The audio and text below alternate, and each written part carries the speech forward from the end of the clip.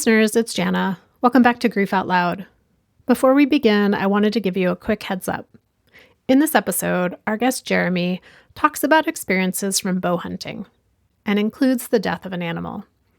The conversation's not graphic, but it does include reflections on that experience. So we want you to have that context as you listen and to take care of yourself in whatever way you need. In this conversation, Jeremy talks about his mom, her life, her death, and the ways their relationship continues. Jeremy's mom died just a few months after a cancer diagnosis, and in that short time, her optimism and focus on protecting her family never wavered. Since her death, Jeremy's been finding his way through grief in some specific and unique ways, spending time in the woods, bow hunting, connecting with his Filipino heritage, and showing up to a grief group even when he wasn't sure it would help. One of the threads that runs through this conversation is connection, how it continues, how it changes, and how sometimes it shows up in moments you can't quite explain. For Jeremy, that often looks like seeing his mom in the sky, hearing her encouragement, and feeling her presence in places that matter the most to him. If you've ever had a moment where someone who died felt close, or if you're wondering what that might look like to stay connected in your own way, I think you'll find something here. One other note about language. As Jeremy talks about his bow hunts, he uses the term ethical harvest, which is grounded in why he hunts, to feed himself and his community. Okay, here's our conversation. Jeremy, welcome to the show. I'm so happy to have this conversation with you today. Yeah, thanks for having me on. I really appreciate it. Introduce us to your mother. What would you like to share about her? Yeah, my mother, so she was a first-time immigrant from the Philippines. So she was born in the Philippines and then immigrated to the United States at a young age and then grew up in New Mexico, where for the majority of her childhood, where I'm currently residing right now, and have moved here after her loss. So how old was she when she moved to the U.S.? So she was 2 years old. She wouldn't have remembered, I don't think, much of the homeland from that time.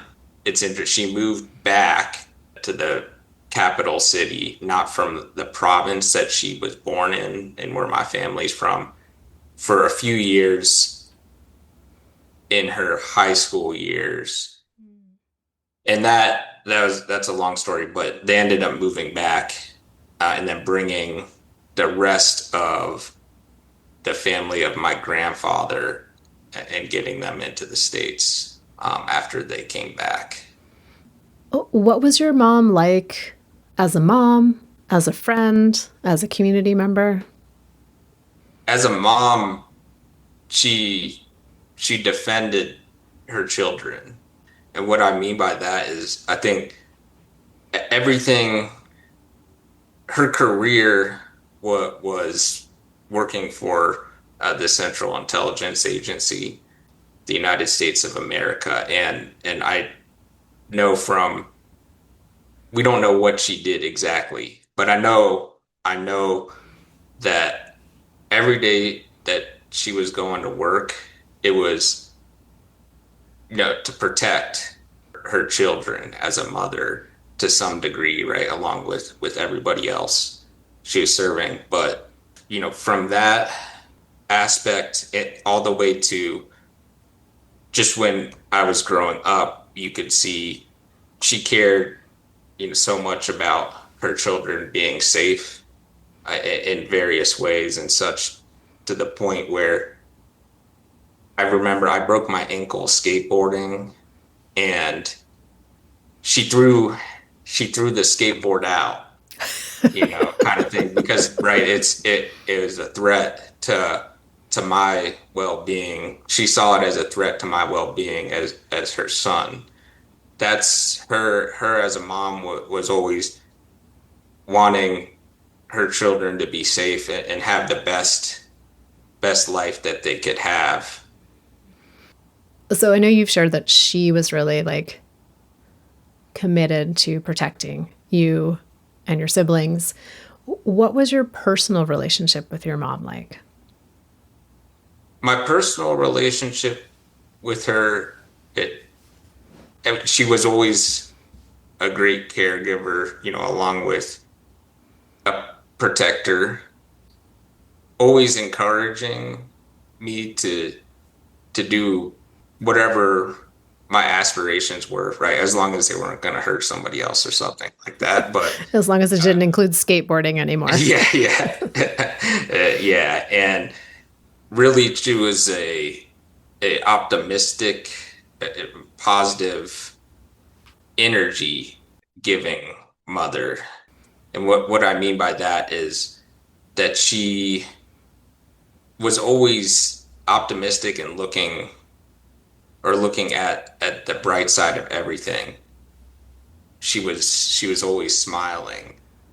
I just can't really remember much of a time unless she was, upset about the skateboard type thing or something of that nature where she was sad. She was just always happy. So much so that at the terminal diagnosis of her cancer, which happened in May 2023, and she ended up passing in August 2023.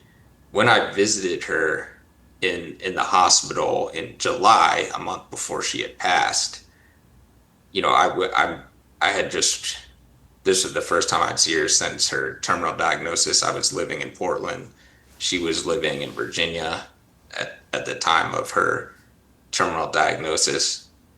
So I had flown across the states to see her, and I was really sad to see her in the condition she was. She couldn't talk, she couldn't eat for all intents and purposes. And she asked me, she was still, in the hospital bed, somewhat somehow enjoying life.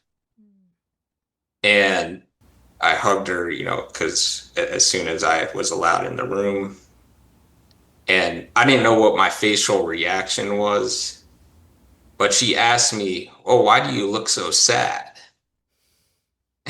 When she was there dying and not being able to speak. She had an iPad where she could type and then it would do a voice type thing.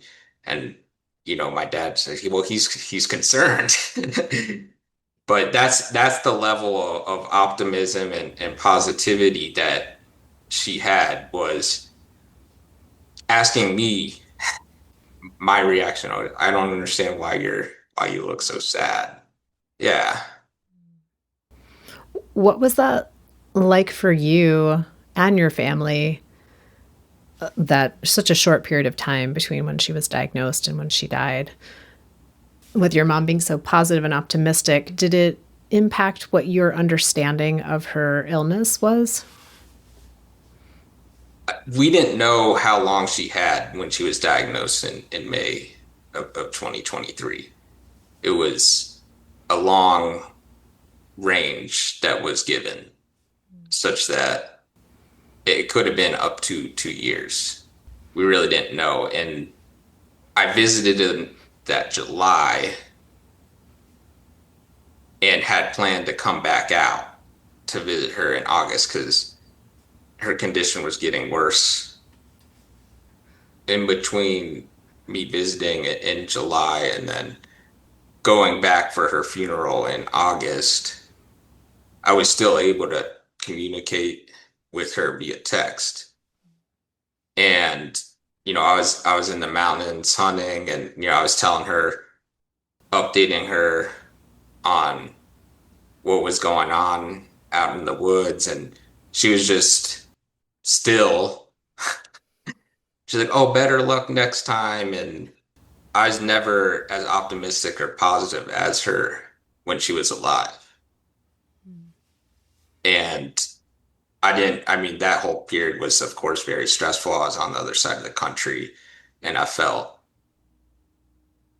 an obligation and to try to be there as much as possible, but balancing work and having to be there and such. So I would say that her optimism and positivity during this stressful period really helped me.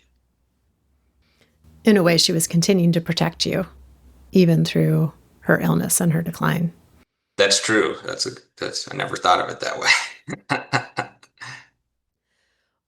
When your mom did die in August, what what were those early days and weeks of grief like for you? Yeah, it was interesting because the day after she died and I got the news, I went out to the woods and I found it's a deer skull. I felt like I was meant to find that skull because it's almost as a gift I feel from my mom that I found that it was going to be all right and that I'm grateful to be in the situation to be able whatever I had to be able to go out there in that July and see her before she passed and such. So I don't know fully what it means, but that's my interpretation at this point is as I know that I was meant to find that skull and it's given me gratitude and that it was a gift from my mother. That was the day right after I went to her funeral a few days after that. It was really sad and I remember sitting where she had sat when she was dying before she went to hospice when I had visited her in this chair and it overlooked the sky. There's a lake that was next to the house and just a nice view of the sky and in that time period in July it's nice weather there in Northern Virginia and clear blue sky. And when I sat, I saw where she was writing stuff right before she died, and I was crying. And then I looked up at the sky and I saw my mom with a smiling face. And she said, "Oh, Jeremy, why do you look so sad?" Just like when I was in the hospital with her. "Oh, why do you look so sad? I'm right here." From that point on, that's always been a part of what I see in the sky as I see my mom laughing and smiling. I had returned back to Portland after the funeral, and it was interesting because I joined the grief group at the Dougie Center. I think I went to my first grief group a week after my mom's funeral, something like that. And I was like, I know that I may not feel like I need this right now, but I still need it right now. I'm just gonna show up because I know that this helps. So whatever comes up and whatever this grief process looks like for me, I just know that this is a safe place at the W Center and this helps people. That helped when after that first couple weeks, I really fell into I just couldn't really be social and talk to anybody. So, I just kind of went to work and then I went to the woods to hunt and I'd been pretty outgoing doing Latin dance, salsa and bachata prior and I just couldn't do that. I couldn't hear loud noises anymore or music and or a lot of people talking, things like that. I just couldn't for about 6 months after my mom's death. And the Dougie Center was the only place where I really interacted with anybody, outside of work, right? And sometimes I just sat there and listened, and that was great. That's what I needed. And sometimes I shared if I felt that I wanted to share. And it provided me a space to, of course, relate with others who are going through the same thing. And, not only that, but I think and what I'm realizing now is that somebody in the grieving process that has hope, um, just like my mom, like some amount of positivity in their grieving process gives hope to others that whatever stage I'm in, I know that there's hope for me to heal in the grieving process, and whatever that looks like. But that's what the Dougie Center and the grief group and the Dougie Center really gave me was this hope when I was just kind of in shock, didn't know I couldn't be social, and then the only people I was able to relate to for that 6 months after, it gave me a place to heal. So Well, one thing I don't think I knew when you first came to Dougie Center, well, I mean, I would have known that it was so soon after your mom had died, but I just really am sitting in this place of hearing you how much trust was just a part of your experience. Like, I'm just going to trust that this is the best place for me to be right now. And I kind of love that you were like, yeah, I don't think I need it. I don't know if I need it, but I probably need it. So I'm just going to go and see what happens. And right. so there has to be this level of like, okay, we're just going to give it a try. And I wonder for you, because you mentioned when you flew home from the funeral and it was easy to fall into like, well, I live in Portland and my mom just lives in Virginia and it's just normal. When did it really sink in for you that she had died? I think it was about a month after, and um, I I had elk hunt really right after she died. It started 3 weeks after. I think just the process of being in the woods, but I envisioned her next to me on the hunt. Like she was, coming along with me and almost like pointing out the strategy. Okay, you see that, or you hear that. And I think after that, then it really sunk in. I needed some time out there, and then I was with her. Her spirit was with me. But then when I came back to the city, I needed that time to whatever acknowledgement that she was gone to take place, I would say. You originally reached out to me about having this conversation because you really wanted to share the story of an experience you had about 6 months after your mom died. And you've mentioned a little of hunting and being in the woods and that being a really big part of your life. I wonder what you want to share about that experience that you had. Yeah, and I'll start off. First, it was a hunt that was 3 months after, and my motivation to hunt, it comes from a place of feeding myself and friends and family with what nature has given us, and that kind of goes back to the heritage of the Filipino province.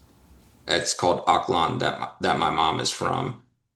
I had a connection closer to my heritage, I'd say, on this first hunt that was 3 months after. And I was just so stressed about the whole thing. I didn't really want to work. I couldn't really take the stress of work. Everything was over, as I mentioned, the loud noise, the overstimulation, the woods is pretty quiet. A lot of it was was becoming really, really in tune with the woods and my surroundings. It's archery, so you're really close range, and you're basically just sitting still for hours on end. And it allowed my mind to calm and just be present. 3 months after this, my mom's passing, this first hunt, when I was fortunately successful, it, this was a it was actually a hunt. It had a kayak in, and when I was paddling out with the harvest, again, my I saw my mom in the sky reappear, and I just Mm. hadn't seen that since the time I was talking about sitting on in the chair that she sat when she was dying, and then me looking up, and then she saying, "Why do you look so sad?" and smiling. And I saw her again in the sky when I was paddling out, like congratulating for a successful harvest.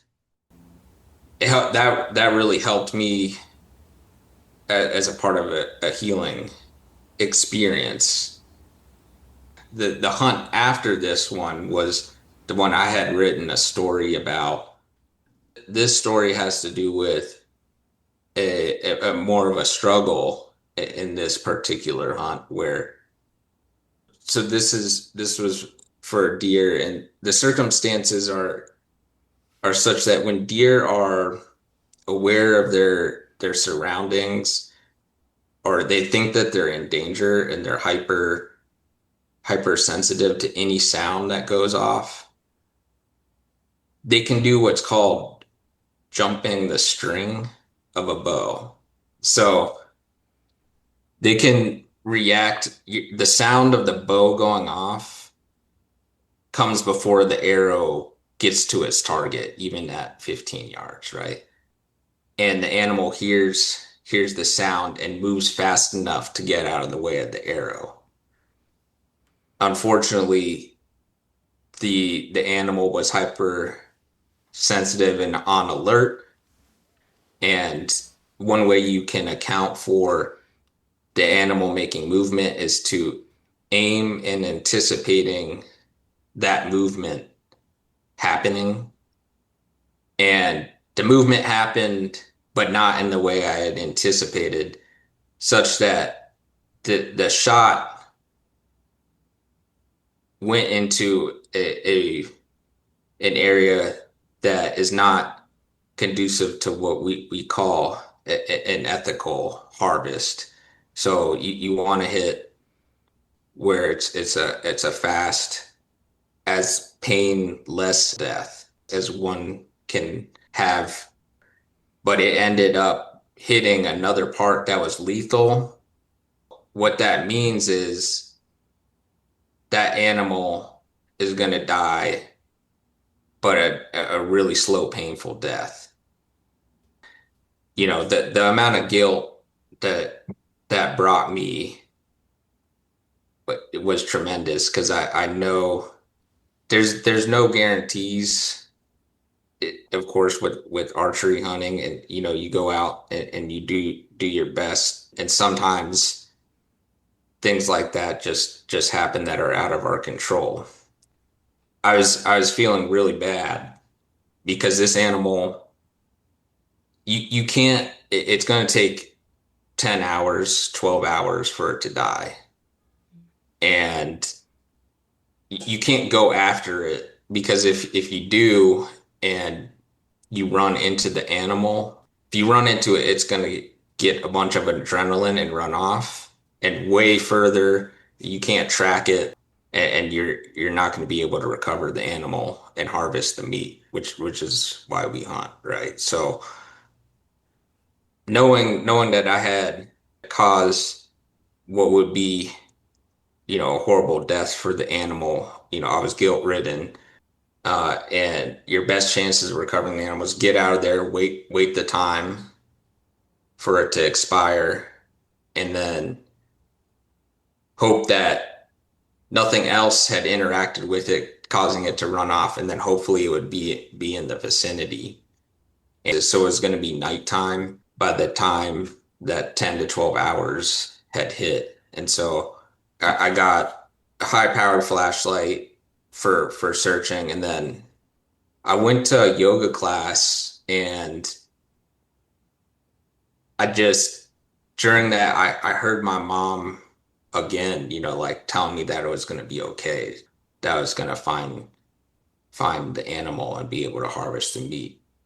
And when I went back to search for the animal, I was fortunate to find a blood trail that's not super common with this particular shot. I followed it to where basically you could see the animal had laid down for a while. After that, there was no blood. And so at that point, the protocol is really you're going to have to do what's called gridding. If there's no sign or obvious sign, because a lot of in this particular area, there were multiple trails, multiple deer trails kind of going wherever. So this animal, after it had left this spot, could have gone on any of these. And so you have to set aside a square area and just cover every inch of it and look for any sign. And I was out there, it was probably about 1 a.m. I'd been out there for a couple hours, because there's that obligation of right. I took that shot, so now I'm responsible for doing my part, whatever it takes to recover and harvest the meat. Because right, I made the shot. I chose to make the shot, so I'm responsible. So I was out there, and I just felt super defeated. I wasn't finding anything, and I had covered so much ground, and you're on your knees crawling, looking for any sign during that time as well. I looked up, there was a pretty bright moon, and then I saw my mom, and she was still smiling. And one of the deer trails was lit up by the moonlight, and it was just illuminated. It was a sign that there was more. I had not walked that trail yet, and that trail needed to be walked. I walked down that trail and I found the deer glowing. Was so fortunate. And so finding it at whatever it was, 2 a.m. versus 4 a.m. can be the difference between a substantial portion of meat, edible meat, lost or not. Fortunately, everything was still in edible condition, and I was able to harvest that animal, and take it back to feed myself, friends, and family. And the whole experience that I've had, and it's been on every hunt or every challenging situation since, is when I look up in the sky, whether it's night or day, and I see my mom smiling and encouraging me for whatever it is, and the positivity. I feel like she's with me all the time, and I just feel that connection so deeply on being out in nature, and practicing my heritage, which is my connection through her, being out there with her. So that's the story that I'm trying to tell. Yeah. So to be engaged in a practice that is so connected to your heritage and to your mom's family line, and to again and again have this connection with her, of her coming through to be supportive or help you in some way. Seems like that just, again, that trust piece, like just trusting that she's there connecting with you, especially when you're out doing these practices that are connected to her heritage. Yeah, absolutely. And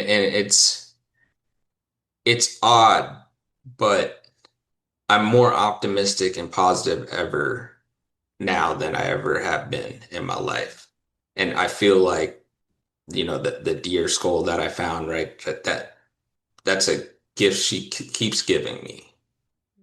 It's a part of my grieving process to continue that state of mind. I feel I'm honoring her when I am, in the optimistic and positive state of mind. Another piece of shifts that you experienced in your own life after your mom died was moving away from Portland and moving to New Mexico to be closer to your mom's family. And I wonder if you could briefly share how that has had an impact on you and your grief. Yeah, I after my mom died in that fall and that first 6 months, felt like it was time to make a move.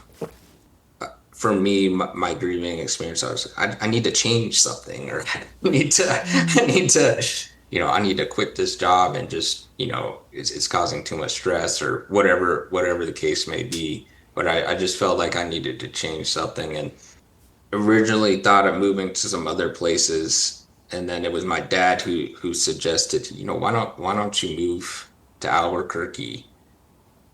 I thought about my grandma, so her mom, and I started to think about her grieving process. Not that I know it or anything, but her losing a child.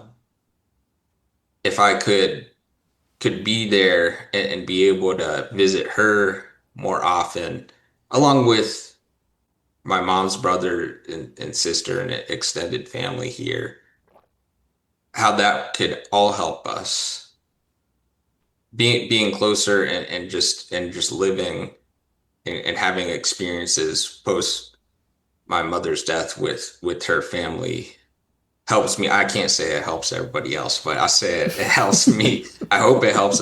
I know I think my grandma, it's stuck because I hope that it's me being able to visit her, right? I'm the bloodline of my mom. I hope that it can help her to move closer and be around all the family, and it's allowed me to connect to my Filipino heritage and roots because my mom, she pretty much grew up in the States. So I never really learned too much, on the cultural and my heritage. To be honest, she really didn't care so much for it. Like when she moved back to the Philippines, and then they were she had to learn Tagalog, which is it's the official national language of the Philippines. There are stories like she hated it. So it's kind of ironic, but it's I'm kind of learning everything that she hated. Like, I mean, I'm learning a little bit of Tagalog, but just, she didn't hate it. It just, for some reason, I feel like it's important, and it's been a healing process for me to learn and be a part of my family's heritage and traditions. And the first time I ever went to the Philippines was after my mom died. I'd made that trip about 6 months after. For me, it was a healing process to go and and see where she was born. That particular province's culture and traditions, and they even have their own language, and that was a really healing process for me. And then to be able to after that move to New Mexico and at least have some sort of knowledge of the traditions and customs, and be able to practice those traditions and customs with my extended family here who had moved to the United States after living in the Philippines, I'd say. So that was a big part of it, and connecting, and I'm still learning more and more. Yeah, it seems like so much of your experience after your mom has died has been finding those through lines from Yeah. her and even, generations prior to her, and just maintaining and cultivating really and caring for those through lines. So Jeremy, thank you for being willing to come and share about those through lines with me and with our listeners today. I feel like even though we were in group together for quite a while, I feel like I learned so much more about you and your mom and your family today. So I'm grateful for you and the energy it takes to try to put some of these more profound experiences into words that make sense to other people. So thank you for that.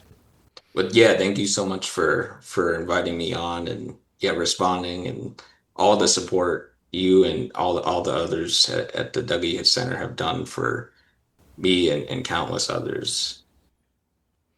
Well, thank you again, Jeremy. Grateful for your time. And listeners, I say this to you each and every single time, but thank you for tuning in, for making the show mean something, for sharing episodes with people who might be supported by what we're talking about here.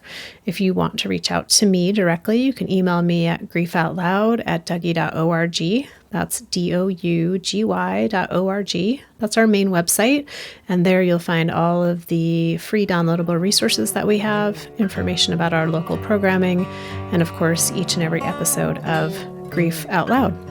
I also wanted to draw your attention, if you are a professional out there or really, just an interested community member, we have a series of online classes available now on supporting kids, teens, young adults, supporting students after a death. They're available in English and in Spanish, and you can take them at your own pace. So if you're interested in those, head to DOUGY.org and you can learn more about that. Always excited to share that the podcast is sponsored in part by the Chester Stephan Endowment Fund. Thanks again for listening. I hope you'll join us again next time.